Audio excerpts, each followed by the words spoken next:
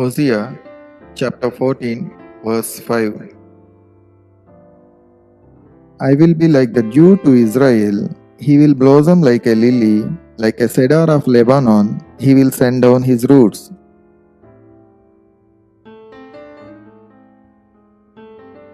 ఈరోజు దేవుని వాగ్దానం హోషేయ 14:5 చెట్టునకు మంచు ఉన్నట్టు నేనతనికుందును, తామర పుష్పము పెరుగునట్లు అతడు అభివృద్ధి నొందును. లెబానోను పర్వతాల్లో దేవదారు వృక్షం వేళ్లు తన్నునట్లు వారు తమ వేళ్లు తన్నుదురు. Send your prayer request to SusanDesi@gmail.com. We will pray for you.